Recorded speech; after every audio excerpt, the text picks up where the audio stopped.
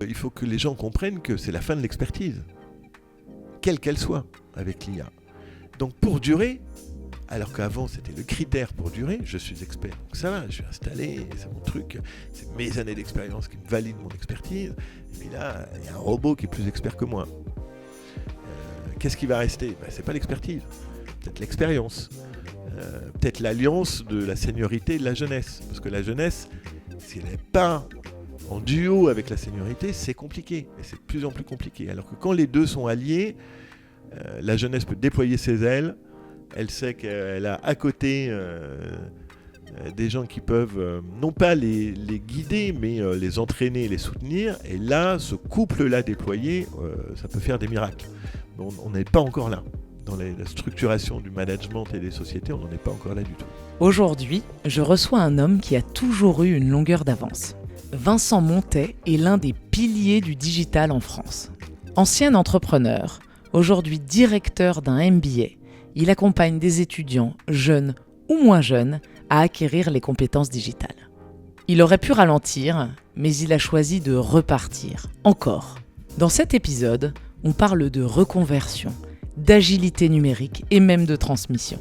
Mais aussi de théâtre, de bouddhisme et de tout ce que l'expérience peut apporter dans un monde qui bouge vite. C'est inspirant, c'est vivant et je suis très heureuse de vous proposer cet épisode. Bonjour Vincent. Bonjour Mathilde. Je suis hyper contente de t'accueillir. Moi de même d'être invité. C'est trop sympa. Est-ce que tu veux nous dire quelques mots sur toi ? Alors je suis Vincent Montet. Je suis le fondateur et le directeur au sein de l'EFAP, d'un MBA dans le domaine du marketing et de la transformation digitale depuis 10 ans maintenant. Et puis j'ai également des activités dans les associations professionnelles. Je suis vice-président de l'ACCEL, l'association de l'économie numérique, et puis intervenant au conseil d'administration du CPA, le collectif pour les professionnels du marketing digital à la performance, où j'anime tout ce qui est job et compétences. Ça envoie. C'est pas mal. C'est pas mal. C'est une très bonne introduction. Pourquoi est-ce que tu as accepté mon invitation ? Pourquoi tu m'as dit oui ? Parce que dans quelques jours, j'ai 55 ans. Ça dépend le côté asynchrone ou synchrone du podcast. Donc peut-être que j'ai déjà 55. Et que, bien au contraire, l'idée d'arriver à un cycle de fin ou de penser tout d'un coup à ma posture de retraite et à me mettre dans le confort, je me dis qu'il faut à nouveau se challenger et repartir pour rester jeune. Trop bien.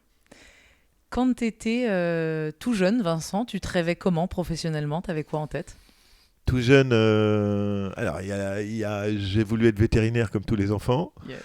Et puis il fallait être bon en maths, alors j'ai vite compris que c'était pas mon chemin. Ensuite, moi j'étais un petit garçon, toujours le plus petit, complexé, et donc j'ai fait du théâtre très tôt, en me disant si on maîtrise pas l'addiction, la prise de parole à l'oral, ça va être compliqué. Et j'en ai fait, moi, mon projet de vie quand j'étais ado. Donc après le bac, enfin pendant le bac, j'ai fait des pièces de théâtre et j'avais déjà entre 15 et 20 heures de cours par semaine. Et puis après le bac, j'ai fait une école de théâtre et puis je suis allé au bout de mon rêve en tant que comédien, jusqu'à me dire, finalement, ce que je préfère, c'est être derrière la scène et de l'organisation. Et ensuite, j'avais aucune projection sur l'entrepreneuriat, la com, ni même la formation. Ça va être des rencontres et des opportunités qui, après, construisent le chemin. Mais j'avais en tout cas la vision de dire je veux être utile aux autres. Okay. Voilà, c'était ancré dès le départ. Ouais, c'était ancré dès le départ. C'est que d'ailleurs, un comédien, c'est être utile aux autres, même si c'est très égo. Certes, c'est quand même apporter à quelqu'un une émotion, la joie et de l'espoir, et ça m'a toujours apporté. Canon. On reviendra à un moment qui sera opportun à ce que le théâtre et le fait d'être acteur, comédien t'a apporté, parce que je pense que c'est quand même des notions et des compétences qui sont essentielles dans plein de métiers, et peut-être effectivement en particulier dans le tien. Est-ce que tu veux nous raconter, du coup, comment est-ce que tu es devenu entrepreneur et comment est-ce que tu occupes aujourd'hui ces fonctions ? Moi, je trouve que l'histoire est passionnante. Alors, la première boîte, c'est d'abord l'opportunité d'une rencontre. J'ai eu un mentor, on peut le citer, il est toujours là, Jean-Paul Emetti, ancien titulaire de la chaire de marketing au CNAM, DG de la Sofres, un grand monsieur dans l'histoire du marketing, qui pendant 10 ans m'a pris comme factotum. Voilà. Qu'est-ce que ça veut dire ? Un factotum, c'est l'homme à tout faire. Ok. C'est celui qui peut recevoir un ministre ou nettoyer les chiottes. Ça m'allait bien, Mais ça, j'aime bien. Comme état d'esprit. Ok. Et puis, il m'a formé à tout pendant 10 ans. Et il m'a embauché, il avait un cabinet de recrutement de chasseurs de tête. Et là, il m'a embauché au marketing et à la com. Et on était au début des années Internet, 97, 98. Et j'ai bien vu que le marché de l'emploi se transformait radicalement pour les... Je vais dire pour les plus vieux. Pour les nous, Noldi, pour les expérimentés. C'est ça, on se souvient des pages saumon du Figaro. Voilà, et les job boards arrivaient, et j'ai vu ce switch-là, et je lui ai dit, écoute, moi je veux monter une start-up dans le domaine du recrutement, je la fais avec vous, ou je la fais ailleurs. Évidemment, il m'a dit, faisons-la ensemble. Donc j'ai monté ce job board qui s'appelait Iman Search, qui a très bien marché, et j'ai vécu 2001. L'éclatement de la bulle Internet. Et là, en fait, tu te retrouves à 28 ans, avec t'es français, avec le sentiment d'échec, tu vois, tu déposes le bilan, tu dis j'ai arrêté ma vie, j'avais un bureau à Avenue de la Grande Armée, tu voyais l'Arc de Triomphe, ça de moquette, je me disais youhou, je suis arrivé. Tu disais je suis arrivé, c'est canon. C'est arrivé, c'est canon. La chute est pas compliquée, mais en tout cas, tu sens que l'esprit français, on te dit pas bravo. Alors qu'en fait, bravo quoi, la boîte elle a planté, mais j'ai 1000 fois plus appris que si j'avais été embauché dans une grande entreprise. Et après, j'ai enchaîné alors c'était pas ma start-up, mais un de mes prestataires venait de lever 1 million d'euros dans une start-up du télétravail, travail collaboratif, et m'a embauché comme directeur marketing tout de suite. Et après ces 2 ans, j'ai monté ma propre agence de marketing et de com digital. On était à Troyes, à Belleville, dans un espace partagé avec des gamers. Il ne fallait pas que les clients viennent chez nous. On se déplace, nous, on est l'agence qui se déplace. C'est bon, il n'y a pas de problème. Ne venez pas nous voir. Et puis, au fil des ans, par le truchement de rachats, d'associations, c'est devenu une agence de 70 personnes qui s'appelait Grenade & Sparks. Dis donc. Dont j'étais un des directeurs associés. On était, avec mes 3 autres associés, une femme présidente. Extrêmement important. Bravo. Et c'était tellement rare. Ouais, alors j'imagine qu'à ce moment-là, c'était encore plus rare. Et puis ça fait 30 ans qu'elle est présidente. Tu vois, voilà, elle a traversé tout le siècle de la communication là-dessus. Et puis, 70 personnes, il faut les nourrir. Hein. Quand tu es agence indépendante, tes clients, ils ne viennent pas de la filiale Monde. Voilà, tu es tout le temps en compète. Ouais, et puis tu n'as pas forcément de revenus récurrents. Et tu n'as pas de revenus récurrents. Donc tu vas chercher tout ton business un par un. Le business model des agences, des honoraires sur l'année était déjà en train de s'écrouler. On en avait encore quelques-uns, mais ça ne fait pas tourner la boîte, quoi. Donc tu vas chercher l'ensemble des projets. Donc ça, c'est ma partie entrepreneuriale business. Et en parallèle, j'ai entrepris dans l'éducation, puisque ce même mentor a été appelé par Charles Pasqua à l'époque où la création du pôle universitaire Léonard de Vinci. Moi, j'étais l'assistant pédagogique et on avait Internet au débit, 96, 97. On était 50 000 en France à avoir cet usage qu'on a 20 ans plus tard. Et je lui dis, chef, il se passe un truc là dans mon Macintosh. Là aussi, les plus anciens feront, ah ouais, ça s'appelait Macintosh à l'époque. Et quand je dis ça à mon fils, il me dit quoi ? Qu'est-ce que c'est ? Tu parles des Mac ? Oui, c'est ça. Et je lui dis, il n'y a rien en France. Et j'ai un autre mentor qui est décédé il y a quelques temps, et je lui rends hommage, Jean-Michel Billot, que beaucoup ont connu, qui était à l'atelier BNP Paribas, et qui m'avait dit, Vincent, il n'y a rien en France sur le marketing et la com digital. Il y a tout ce qu'il faut en techos, mais en management, on va droit dans le mur. Et comme j'étais dans un établissement qui naissait de rien, où il y avait carte blanche, j'ai levé la main et mon mentor m'a dit allez-y, on y va. Et donc j'ai créé le premier MBA sur le domaine de l'e-commerce il y a 25 ans, que j'ai dirigé pendant 14 ans. Je veux quand même mettre ça sur image, parce qu'il y a quand même, parmi les enquêtes et les entretiens que je mène, un des pires préjugés qui malheureusement circulent sur les plus expérimentés, c'est la non-agilité et la difficulté à acquérir les compétences numériques. Ouais. Je voudrais qu'on essaye de se souvenir que pour un certain nombre, ils étaient là, l'usage existe depuis le départ, tu as fait partie des précurseurs, tu avais ton Internet au débit quand personne ne l'avait, tu as senti qu'il y avait du business e-commerce. Pitié qu'on s'en rende compte. Ouais, et puis peu importe l'âge, enfin, à un moment, c'est l'usage qui compte. Hein. Et puis ensuite, 15 ans plus tard, il y a 10 ans, donc j'ai arrêté mon agence, j'ai arrêté Léonard de Vinci pour aller dans cette nouvelle aventure de l'EFAP, l'École des nouveaux métiers de la communication, qui venait d'être rachetée par un homme d'affaires, un président et un fonds d'investissement, et qui était une belle endormie. 60 ans d'histoire, mais qui avait un peu raté le virage du digital, et qui n'était pas qu'à Paris, qui était à Lille, à Lyon, à Bordeaux, et tout d'un coup il m'a dit viens recréer le MBA de tes rêves et réveiller la belle endormie sur le digital. Donc là, tu es ressorti quand même finalement d'une forme de zone de confort, puisque ça se passait bien. Mon MBA était numéro 1 et mon agence, ça allait, on se battait, mais ça allait, quoi. Donc il n'y a pas de raison de quitter ça. Aucune raison. Si ce n'est qu'à 45 ans, d'abord je m'étais toujours dit, à 50 ans, je m'intéresse à 100% à l'éducation. Okay. Ça, je le savais. C'est arrivé 5 ans plus tôt. Donc déjà, quand dans ce que tu as programmé, en tout cas projeté, le truc arrive en avance, tu dis, bon, je ne suis pas à 5 ans près. Autre point important, je connaissais l'homme d'affaires, le président, donc je n'avais pas d'apprentissage de confiance. Je n'allais pas me mettre en plus dans un truc politique. Donc no way, pas question. Donc un environnement hyper sain, un cadre déterminé entre nous très clair, et une liberté quasi absolue. À un moment, voilà, j'ai réuni ma famille, j'aurais dit, bon, j'ai pas de baisse de salaire non plus, parce que voilà, bien sûr. Le deal... voilà. Mais tu vois, ça, je trouve que c'est aussi hyper parlant, parce que souvent, j'entends les gens qui se disent, bon, effectivement, peut-être que dans mon entreprise, ça tangue un peu, ou à l'inverse, en fait, je suis bien, mais si je suis bien, pourquoi je partirais ? Moi, je crois fermement qu'en fait, tu fondes des projets dans ta vie justement parce que tu es bien à un endroit. Tu pars pas parce que tu es mal, tu pars parce que tu es bien. Et alors, si tu es bien, tu es capable de construire quelque chose d'encore plus grand.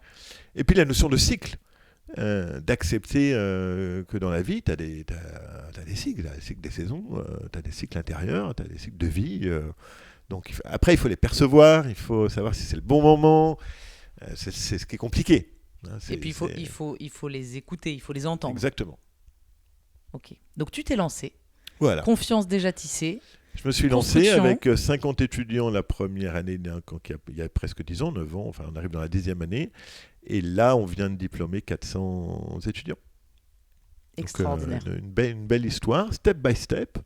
Mais dans l'éducation, c'est ce qui compte. C'est aller doucement mais sûrement. Les comètes chutent très très vite dans la formation. Et avec une belle expansion à l'international.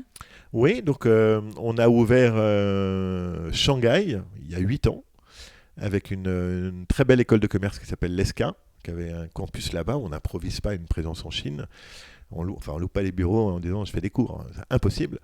Et puis envoyer des jeunes un an à Shanghai, il faut une protection quand même. C'est des enfants de parents.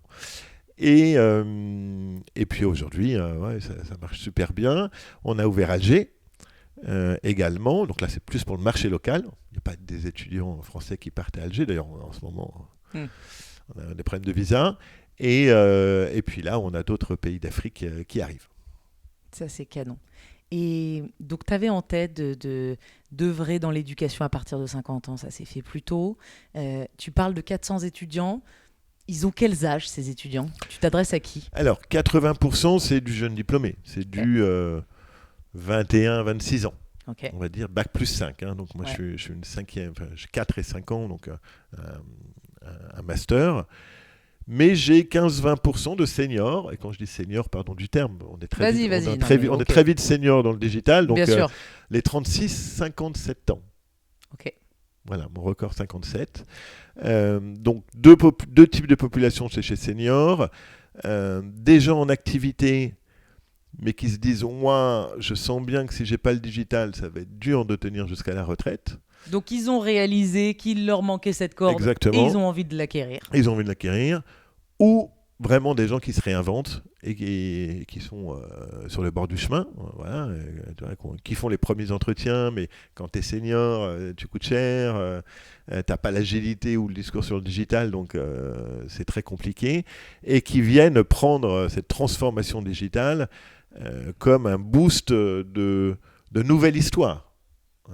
Et amener leur expérience, leur envie, leur connaissance d'un secteur ou d'un milieu avec le digital pour pouvoir rebondir. Et là, c'est des super histoires. Donc, et tu vas nous l'intergénération est chez nous extrêmement important. Donc, tu as 80% de jeunes, 20% de 36-57, des plus expérimentés qui ont en tout cas le goût pour l'apprentissage et l'envie de se réinventer. Comment est-ce que, avant de rentrer dans les belles histoires, parce que ça, on adore, comment est-ce que les plus expérimentés arrivent à s'intégrer dans un processus de formation, dans un fonctionnement de groupe? Qu'est-ce que toi, tu constates, et encore une fois, sans langue de bois? Ouais. Alors, d'abord, la personne qui a eu une expérience et reprend des études, elle sait pourquoi elle reprend des études. Le jeune diplômé, il est dans un... c'est la suite de la troisième année, de la quatrième année, la dernière année, mais ça devient c'est une routine de vie. Ça fait 5 ans que tu es étudiant. Quand tu as bossé et que tu reprends des études, donc déjà, il y a une concentration, une attention des seniors exceptionnelle, comparée aux jeunes diplômés. En plus de la nouvelle génération, ça aide pas sur la capacité de concentration et d'écoute. Après, on a beaucoup de travaux de groupe, voilà, on simule la vraie vie, donc en fait, t'as jamais le temps, etc. Et là, les seniors, ils prennent cher avec les digital natives. Parce qu'il n'y a aucune anticipation, que quand ils essayent d'imposer un agenda, l'autre lui dit, mais je suis pas ton stagiaire. Ouais. Tu vois, on est étudiants tous les deux, donc si j'ai pas envie de faire le truc, je le fais pas, et puis je le ferai la veille. Donc, et ça, on a pas mal de seniors, les 2-3 premiers mois, on en a quelques-uns en larmes. Hein. Parce que c'est hyper douloureux. Parce que c'est hyper douloureux. Et à la fin, ils nous remercient et ils ont réussi à transformer finalement et à développer une nouvelle capacité, c'est de travailler avec eux. Là où, ce qui est essentiel. Hein. Et c'est tout le problème dans les boîtes en ce moment, on n'a que ça comme retour. Tu vois, donc, quelque part. Et ensuite, en termes d'usage digital, ils se frottent, là pour le coup, à des aînés. C'est-à-dire que les 22 ans, c'est des aînés dans l'usage du digital. Donc, ils sont attardés sur les quelques fondamentaux hard skills, mais qui changent en quelques secondes de compréhension. Et ils sont hyper en avance sur l'usage du digital. Donc pour les seniors, tu vois, Ouais, ils arrivent à cranter plus vite. Ils arrivent à cranter plus vite. Ok, donc tu dis au début, jeune génération, pas forcément hyper tendre, et donc ça demande une vraie remise en question, capacité d'adaptation pour être capable de bosser avec les plus jeunes. Et en même temps, ce sont des compétences essentielles dans le boulot. Exactement. Et on ressort avec des belles histoires. Et est-ce que tu as des plus jeunes qui finalement se disent j'en sais rien, Amélie ou Nicolas ou Natacha, j'étais hyper heureux de les rencontrer dans ton master et ça m'a apporté de travailler avec des plus seniors et je l'avais pas forcément anticipé ni perçu. Oui, absolument. Pas tous, ouais. Mais on en a un bon tiers qui disent heureusement qu'on avait les 2-3 seniors dans les groupes, dans la salle même.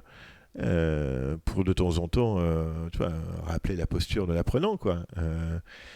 Et puis des belles histoires, tu vois, d'échanges, de dîners, de liens humains, parce que c'est ça la formation, hein, c'est une aventure humaine, c'est pas qu'un intervenant avec des spectateurs, c'est 30 personnes qui sont coincées dans une salle pendant un an, d'une manière ou d'une autre. Donc cette intergénération, là où certains de mes concurrents, et je le vois bien quand on fait des formations exé, que des quadrans, tous issus des mêmes écoles, tous des mêmes profils, moi ça m'intéresse pas beaucoup. Voilà. Ok. Tu crois à la force de l'intergénérationnel, au pouvoir de la différence. Exactement. Et puis c'est le reflet de la société. Donc on veut être bien dans cette société. C'est ça. Donc moi je veux que je souhaite que ce qu'on construise en pédagogie, ce soit le reflet de la société, la même chose, mais avec la protection de la bulle pédagogique. C'est-à-dire que tu as la même intensité que le monde pro, mais quand tu perds, tu n'es pas viré, tu n'es pas en dépression, tu as une mauvaise note. Ok, so what ? Ouais. Tu vois ? Et encore, si on pouvait supprimer les notes, on le ferait. Mais parce que bon, néanmoins, il faut cette même pression professionnelle parce que c'est un entraînement. Et quand tu regardes les sportifs de haut niveau, l'entraînement, il est plus dur que le match. Les gens, ils se rendent pas compte. Mais pour être bon à un match, t'as vomi à l'entraînement. C'est ça les sportifs de haut niveau. Et alors que l'étudiant, il se dit, je vais être peinard encore cette année, et puis quand je serai dans le monde professionnel, ça ira. Alors c'est en train de changer avec le marché qui a complètement basculé sur l'apprentissage.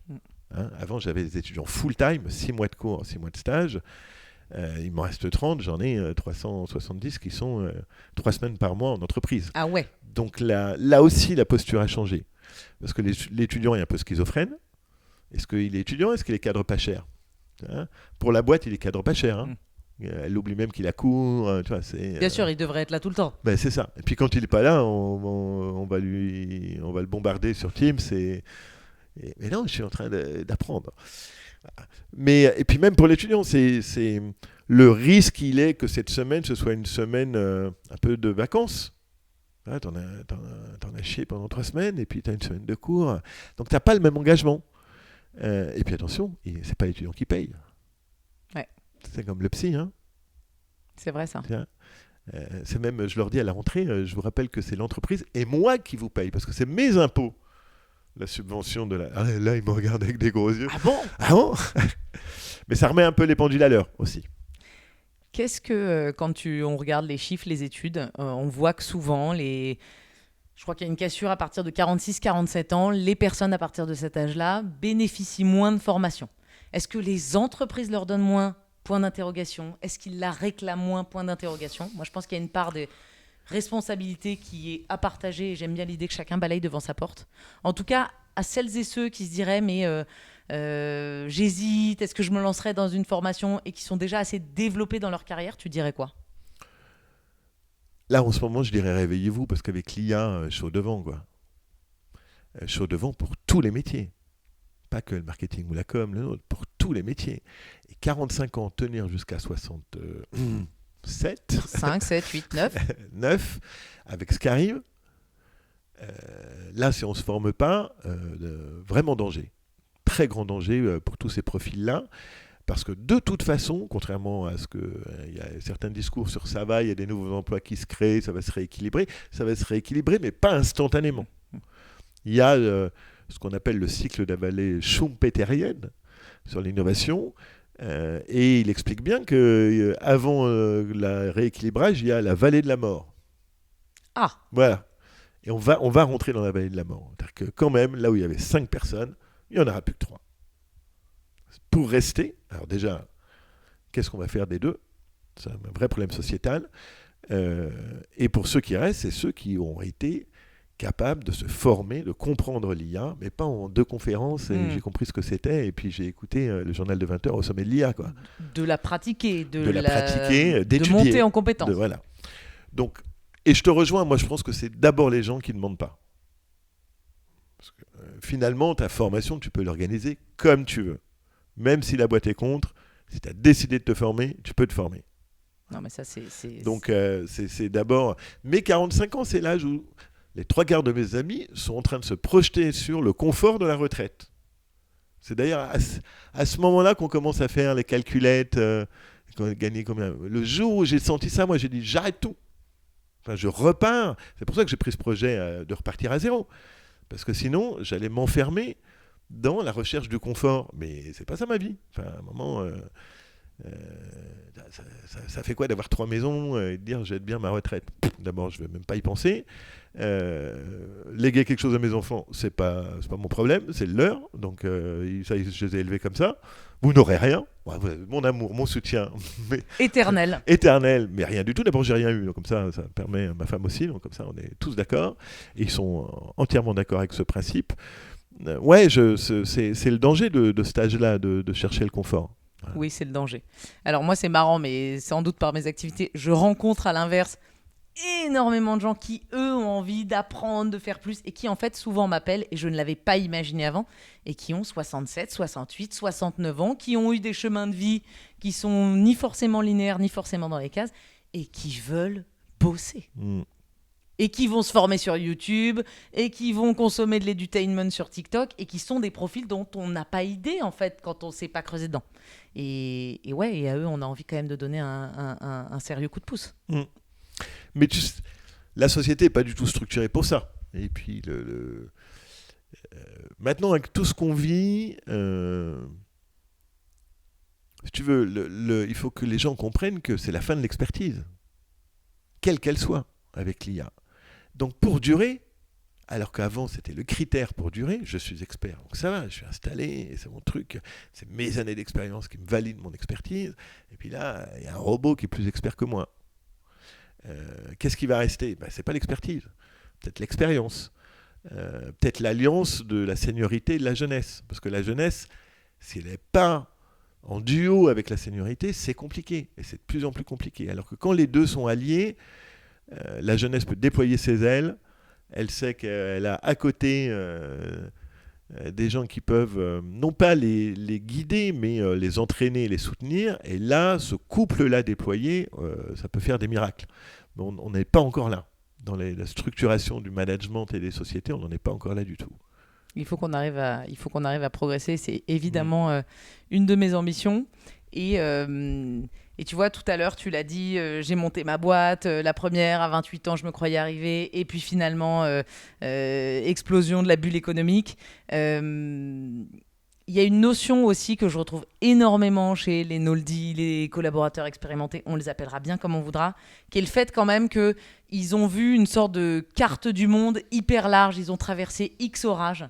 Et donc dans un monde qui tangue d'incertitudes, avec des business qui s'effondrent et d'autres qui accélèrent, il y a potentiellement un recul et un équilibre mental qui me semble essentiel aux entreprises.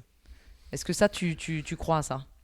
J'y crois tellement que un de mes autres mentors plus connus, Edgar Morin, il y a dans un petit bouquin qui s'appelle « Les 7 savoirs pour l'éducation du futur ». Donc, en gros, que je retraduis par les 7 compétences pour vivre dans le futur, puisque c'est ça.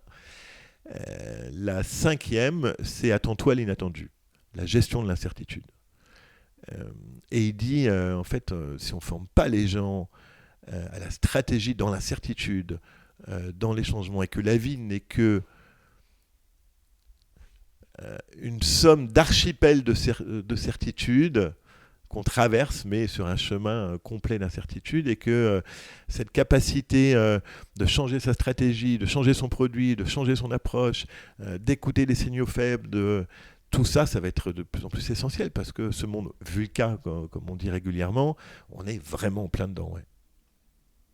Ok, très juste. Et je pense qu'en fait, le fait d'arriver à s'épanouir et trouver du plaisir dans l'incertitude, mais comme tu l'as fait X fois dans ta vie, est en fait hyper sain et essentiel. Parce que quand tu es capable d'être heureux avec ça, tu es capable d'être heureux dans plein de situations et donc d'être performant dans ces situations. Si tu n'as cultivé, en l'occurrence, ta carrière, parce que c'est ce qui nous intéresse, que dans une zone de confort, le jour où on te l'arrache, c'est dur. C'est vraiment dur. Et si tu t'es pas entraîné à autre chose, ouais, c'est hyper violent en fait. Ouais, mais c'est vraiment lié à une conception, philosophie de la vie. C'est-à-dire que ne pas intégrer l'impermanence des phénomènes comme un fondement de la vie, c'est compliqué parce que c'est la nature même de la vie. En fait, et c'est pour ça que moi, régulièrement avec mon épouse, je lui dis, si ça s'écroule demain, ça va quoi. Ça va, j'aurai toujours à manger, un toit, mes enfants sont grands, et puis s'il faut aller bosser au McDo, je vais bosser au McDo quoi. Mais bien sûr. Aucun souci. Mais tu l'as dit tout à l'heure, j'ai été embauché à un moment pour un job où j'étais autant DG que d'aller nettoyer les toilettes. Donc, t'es capable, et t'as même en fait du respect pour les gens qui exercent tous ces types de métiers. Et donc, si un jour tu le faisais, bah, peut-être que c'est pas ton chemin de vie, mais en fait, peut-être que c'est pas grave. Moi, je trouve ça important. J'étais à la machine à café et il y avait l'opérateur qui nettoyait les machines. Or, quand j'étais étudiant, j'étais opérateur pour nettoyer les machines à café, à la fac, etc. Et donc, tous mes revenus, je lui ai dit « Ah, mais t'enlèves le filtre, etc. » Il m'a regardé. Genre, tu sais de quoi c'est énorme. Et ben, c'est important. Ouais, c'est important. Est-ce que tu commençais à le toucher du doigt tout à l'heure et on est parti sur autre chose. Tu as quelques jolies histoires de Noldi qui sont venus dans ton master, sans révéler leur nom, mais peut-être en expliquant ce que ça a apporté ton MBA, mais évidemment la formation au sens large et le fait de se rechallenger. Alors ouais, j'en ai plusieurs. On va citer pas le nom de famille, mais Lisa et Yvon. Et Lisa, bien la cinquantaine, passée, déjà présente dans le domaine de la culture et des musées. Elle fait mon MBA sans bosser à côté, donc elle avait le temps. Okay. Et dans le MBA, on a ce qu'on appelle une thèse professionnelle, qui est un truc assez conséquent, 10 entretiens minimum, 110 pages, pas le mémoire de fin d'études que tu fais en 2 nuits blanches, copier-coller et plumum, on a tous fait. Et elle se met sur réalité virtuelle et musées, digitalisation des musées. Elle fait tous les colloques pendant 1 an. Quand elle fait sa soutenance de thèse, elle dit que je suis Marseillais, moi je dis qu'elle avait 40 badges, mais peut-être qu'elle avait 20. De tous les salons qu'elle avait fait, elle a fait sa soutenance de thèse comme ça. Et puis je regarde sa soutenance de thèse et je lui dis, toi l'année prochaine t'es prof quoi. Enfin, qu'est-ce que tu veux que je te dise ? Je ne vois pas qui d'autre que toi connaît mieux le sujet. Et c'est devenu, sur LinkedIn, elle est impressionnante. C'est devenu la référente européenne. Ah ouais. Elle a signé avec des grosses boîtes de la tech pour accompagner la culture, etc. L'IA arrive, mais comme elle les a tous formés à Réveillez-vous, elle était au taquet dès le départ. Et là, elle s'est spécialisée sur la création d'images et vidéos. Et elle est incontournable. Voilà. Elle est passée d'inconnu à incontournable et surtout épanouie. Mais génial. Donc elle n'avait plus de job et elle est autonome. Ensuite, j'ai un cadre à haut potentiel chez Engie. Pareil, Yvan, peut-être 50 ans, il va me tuer s'il tombe sur le podcast. Mais c'est super d'avoir à 50 l'époque, ans. Ici, on est fiers de non, ça. mais peut-être 45 ou 50. Dans cette grosse boîte à l'aise, pas en danger, mais qui vient et qui fait oulala, moi le digital, à HEC dans les années 80, no way, quoi. Même 90, même 2000, je vais dire même maintenant, mais je suis très langue. Non, on n'a pas entendu. On n'a pas entendu. Il fait le MBA, il choisit le modern selling. Okay. Tu vois, comment vendre avec LinkedIn, etc. Il est patron de l'unité monde d'Engie aujourd'hui, grand compte. Il a déployé tout le modern selling chez Engie et maintenant IA et modern selling. Voilà. Et il est prof chez nous de modern selling. Mais c'est énorme. Voilà. Et enfin, les 3 autres, c'est ceux de mon équipe. Je fais les 400 étudiants, je ne fais pas ça tout seul. Évidemment, j'ai une directrice des études, 2 responsables pédagogiques, un DIRCOM.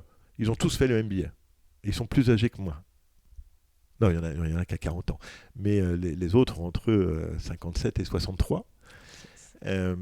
Parce que j'ai besoin de parentalité. Hein. J'ai gamins en apprentissage, on a des drames. Hein, tu l'as dit tout à l'heure, on a des étudiants qui ont des parents. Ouais, mais du coup, il faut qu'on soit parents. Ouais, bien sûr. Donc, dans mes autres boîtes, j'avais plein de jeunes, parce qu'il me fallait l'énergie de la jeunesse. Là, je me suis dit, là, il me faut du... Vu parce que 400 gamins, tu as un appel par semaine d'une dépression, d'un problème de vie, de problème de famille. Qui sont des sujets importants qu'il faut prendre avec de la maturité. Avec de la maturité. Et puis cette bienveillance parentale que tu peux avoir à un certain moment. Donc tous ont fait mon MBA et sont aujourd'hui complètement épanouis dans la maison. Ils pensaient pas du tout. Ils n'étaient pas venus pour ça. Non, ils n'étaient pas venus pour ça. Je les ai à chaque fois testés en freelance ou pendant 1 an. Puis au fur et à mesure de la progression aussi, parce que c'est intéressant. C'est un peu... C'est une start-up interne, mon programme, si tu veux. Tu vois, donc, on grandit en même temps que le nombre d'élèves, et donc de participer à cette... c'était le cas aussi d'une ancienne collaboratrice qui a grimpé dans le groupe, qui était aussi une ancienne étudiante. Mais dans mon agence, j'avais, sur les 70, j'avais 30 anciens ou 20 anciens étudiants. Je me suis toujours servi. Tu t'es nourri. À un moment, tu vois, je ne vais pas aller chercher ailleurs, je les connais, ils me connaissent. Normalement, tu as construit le programme, il est bien. Non, j'ai construit il est bien. Et puis, ça permet aussi pour les étudiants de dire ah ouais, le responsable pédago, il était à ma place, quoi. C'est possible. Tu vois, c'est possible. Les seniors de les rassurer et les juniors de dire je fais pas le malin parce qu'en fait c'est pas un administratif, c'est quelqu'un qui était à ma place il y a quelques années. C'est canon. Donc, tu as cette notion que je ressens vachement et je voudrais juste qu'on la tire et qu'on l'exploite, de dire les gens, effectivement, sont venus dans mon master. À un moment, soit ils sont... Enfin, plein de chemins sont possibles, mais parmi les chemins qui sont possibles, ils peuvent devenir formateurs parce qu'effectivement, tu as parlé d'Elisa, elle est devenue experte, c'est une référence dans son domaine. Ou alors, effectivement, carrément les intégrer à la start-up, à l'entreprise, au fondement éducatif. Donc, il y a quand même cette notion où tu arrives à repérer les pépites, à faire confiance, à être OK avec des gens qui ont un parcours qui n'est pas toujours tout tracé, qui s'étaient peut-être même pas vu faire ça. Comment est-ce que toi, tu projettes ça sur eux ? En fait, c'est bizarre, j'ai jamais projeté sur quelqu'un. C'est juste que comme je lance 1000 projets, il me faut des gens. Sinon, je vais crever. Enfin, tu vois, c'est plus comme un appel d'offres virtuel à la vie, tu vois, que je fais. Et à ce moment-là, c'est celui qui lève la main, voire même la cooptation. Ma directrice des études, c'est mon équipe. Quand il y a eu un départ dans le groupe de mon ancien bras droit, c'est les 2 autres ou 3 autres qui m'ont dit hey, et moi, je l'avais pas dans le spectre. Ouais. Et j'ai dit, si vous le dites, je vous fais confiance. Je vous fais confiance, vous bossez avec moi. Et c'est pareil, c'est une perle, et on ne regrette pas du tout. Donc, c'est pas tant une projection que de faire confiance à la vie, à l'autre. Mais comme c'est ce que j'ai vécu moi. C'est-à-dire que j'ai jamais postulé un job, c'est que des rencontres et des moments où j'ai levé la main, où j'ai dit on peut faire ça, où on m'a dit tiens, qu'est-ce que t'en penses et donc d'ouvrir ça complètement dans la posture et l'attitude, ça crée ces opportunités. Donc j'ai pas de projection. Je me souviens, un de mes premiers stagiaires qui était de ma formation, qui est devenu mon DIRPROD dans l'agence. Donc il est rentré, on était 3, et il a fini, il gérait 40 personnes. Il est maintenant entrepreneur, etc. Il cartonne. Quand j'ai dit je veux un stagiaire dans mon agence, il a levé la main, il a renversé un stylo, la table. Je me suis dit non putain, pas lui. En rigolant, et en fait c'est devenu énorme. Donc je projette pas, mais je laisse ouvert toutes les possibilités. Je projette parfois des choses et on peut me le reprocher trop vite, trop fort. C'est pas grave. À un moment, il faut avoir une envie. Ensuite, il y a la réalité du marché, des contraintes internes, externes. Mais c'est Victor Hugo qui parlait de la péninsule du rêve dans un poème. La péninsule, c'est un bras de terre gagné sur la mer. C'est-à-dire qu'à un moment, on construit un territoire et tous ceux qui veulent avancer sur cette construction, bienvenue. Trop bien. Tu vas avoir, ou tu auras déjà, en fonction de la date de publication de cette émission, 55 ans. Quelle est la compétence qui, jusqu'à maintenant, t'a le plus servi ? On n'avait pas préparé ça. Non, c'est ça qui est bien. Bien sûr. Ouais, l'oralité. Ok. L'oralité. Donc le théâtre. Donc le théâtre. Donc tu le disais, moi j'étais timide et j'avais... Qu'est-ce que ça t'a apporté le théâtre et qu'est-ce que ça t'apporte encore ? Que le ridicule ne tue pas. Et qu'en fait, que le ridicule ne tue pas et que l'espace scénique est une initiation à la prise de pouvoir. C'est-à-dire que sur scène, c'est toi, je dis souvent à mes étudiants, c'est toi Dieu. J'en choque certains, mais en fait, tu construis ce que tu veux. Et que on se bat, on a toujours le sentiment que les autres sont un espèce d'absolu qui nous juge. C'est ça le trac, la timidité, c'est je suis jugé. Et donc cette école qui te met en situation où tu comprends que le ridicule ne tue pas, tu as été mauvais, nul, mais en fait, tout va bien, et que tu peux progresser. C'est des valeurs importantes, et que dans ce monde de l'écrit, C'était bien avant Internet, mais on était déjà dans le monde de l'écrit. Moi, j'ai toujours pensé que les moments clés dans les entreprises, etc., c'est plus les notes internes, quoi. C'est les quarts d'heure tu vois, de pitch que tu as fait. Et que reste. l'oralité, elle peut traduire ta capacité à prendre la responsabilité des choses. Voilà. C'est comme ça que je la vois. Et elle embarque. Et elle embarque. Et en plus, elle embarque. Ben oui, bien sûr. Elle embarque et elle transmet des émotions. Et puis l'aventure. Et puis le théâtre, c'est l'aventure humaine. C'est ce développement peut-être le plus important chez un acteur théâtral. C'est la capacité d'écoute de son. Ça.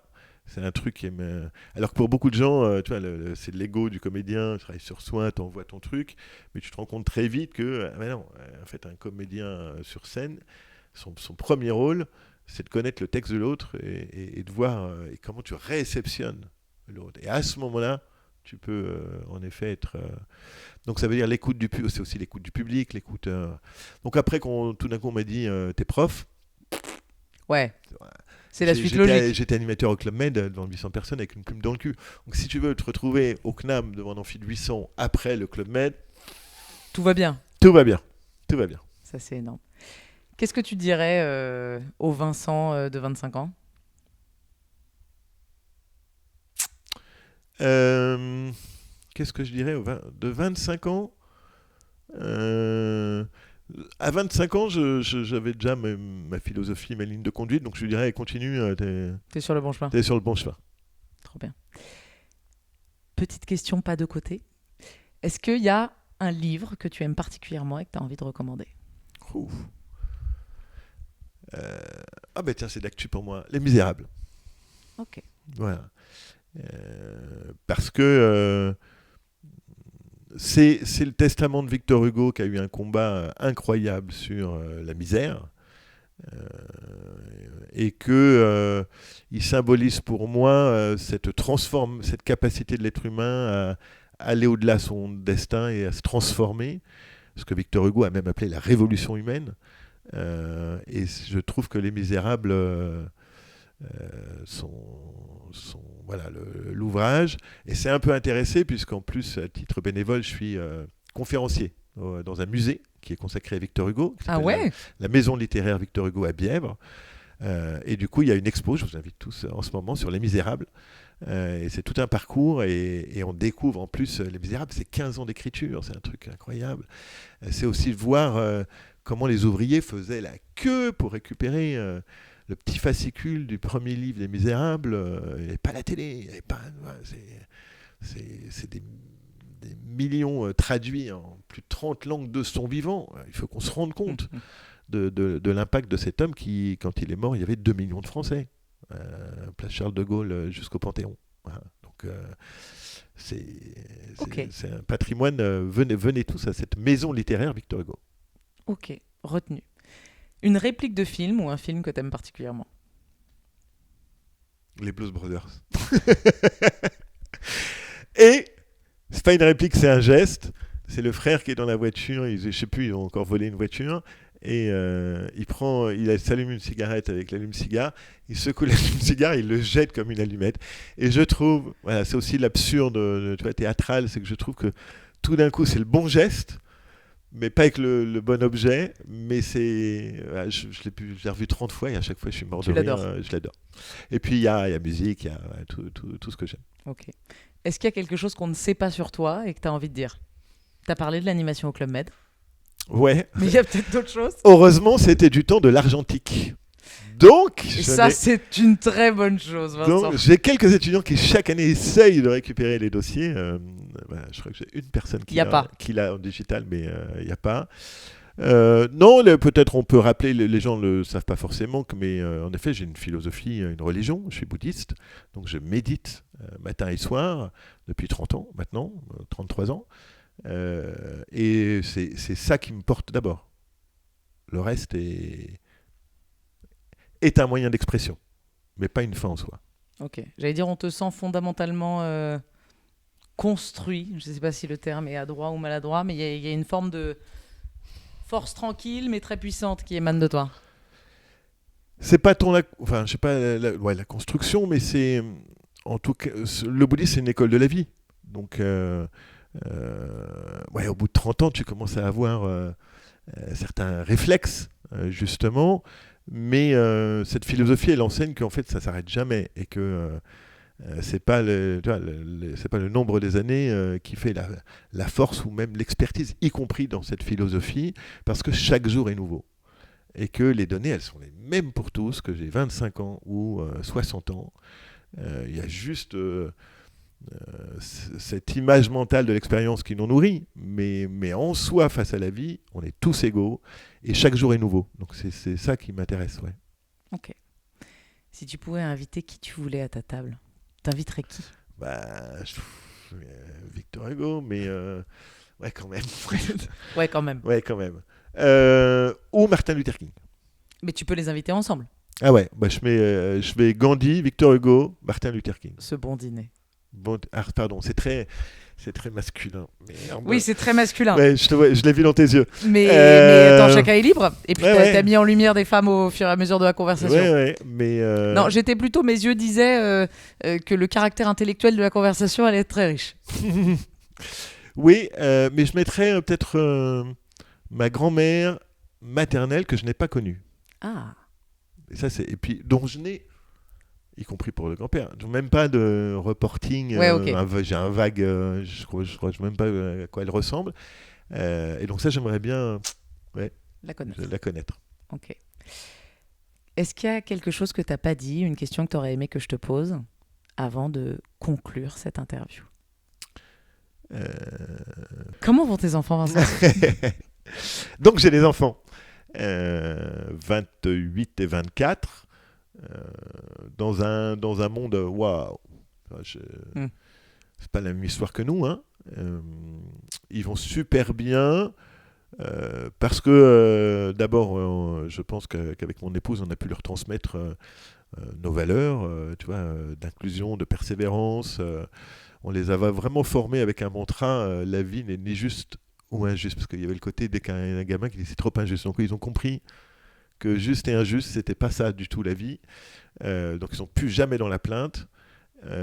Et ça y est, ils sont à un âge où ils déploient enfin, on les avait beaucoup aimés longtemps, ils déploient enfin leurs propres ailes. Et alors justement, en tout cas pour les couples, mais pas simplement pour les couples, même pour ceux qui sont séparés, c'est cette période d'une nouvelle vie.